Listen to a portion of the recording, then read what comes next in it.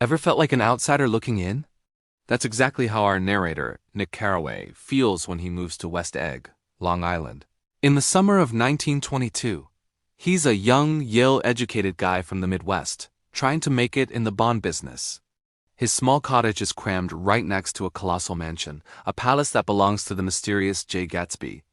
Every weekend, Gatsby's house explodes with the most extravagant parties you can imagine. The rich, the famous, the wannabes, they all show up to drink his champagne and dance to his orchestra, spreading wild rumors about their host. Is he a German spy? A war hero? Did he kill a man? Nobody really knows, and Gatsby himself is rarely seen. Nick's life is a little more down to earth. He often drives across the bay to East Egg, the home of the old money elite. There he visits his cousin, the beautiful but melancholic Daisy Buchanan, and her brutishly wealthy husband, Tom. Tom is arrogant, powerful, and almost immediately, Nick learns he's having an affair with a woman named Myrtle Wilson, who lives in a desolate industrial area between the city and the Eggs, known as the Valley of Ashes. Tom actually drags Nick along to meet Myrtle, and the afternoon descends into a messy, drunken party in a small city apartment. It's a glimpse into a world of raw, desperate unhappiness.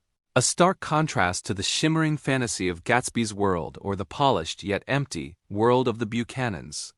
One day, an invitation arrives for Nick, one of the few people ever to be formally invited to one of Gatsby's parties. He goes feeling out of place amidst the chaos until a handsome, smiling man strikes up a conversation. They chat about serving in the war, and the man calls him Old Sport. To Nick's astonishment, this friendly stranger is J. Gatsby himself. Gatsby is nothing like the rumors. He's charismatic with an almost magical smile, but there's a profound loneliness about him. He starts seeking Nick out, taking him to lunch, telling him a fantastic, almost unbelievable story about his past Oxford war medals inheriting a fortune. Nick is skeptical, but he's also captivated.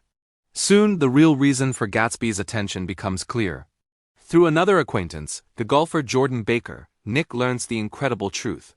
Gatsby and Daisy were madly in love 5 years ago, before she married Tom.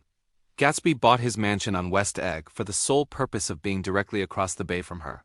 All those magnificent parties? They were all thrown in the desperate hope that one day, Daisy might wander in. Gatsby has a monumental request for Nick, to invite Daisy over for tea, without telling her Gatsby will be there. He wants their reunion to feel like a surprise, a twist of fate. Nick agrees, feeling a mix of pity and fascination for this man who has built his entire life around a single dream. The day of the tea party is a nerve-wracking disaster at first. The weather is pouring rain, matching the awkward tension in the room. Gatsby, usually so composed, is a pale, trembling mess. Daisy is flustered and confused. For a few agonizing minutes, it seems like his 5-year dream is about to shatter. But then, Nick leaves them alone for a while. When he returns, everything has changed. The rain has stopped, and the room is filled with a new, radiant light. Gatsby is glowing, and Daisy is crying tears of pure joy. The past has been rekindled. To complete the moment, Gatsby insists on giving them a tour of his mansion. He proudly shows Daisy everything he owns, his massive house, his beautiful gardens, his imported clothes. He even starts throwing his expensive custom-made shirts down from his closet in a bizarre, passionate display of his wealth, as if to say, "I did all of this for you." Daisy, overwhelmed, buries her head in the pile of shirts and sobs. As the day ends, Nick watches them from afar. Gatsby stands with Daisy, looking out at the green light that shines at the end of her dock, the light he had been staring at for years. For this one perfect afternoon, it seems his impossible dream is finally within his grasp. The past feels alive again, and the future looks limitless. If you've ever chased a dream or longed for a second chance, you know the power of that moment. What happens next is where the story truly unfolds. Thanks for watching, and if you enjoyed this look into the world of Gatsby, don't forget to like this video and subscribe for more literary deep dives. See you next time.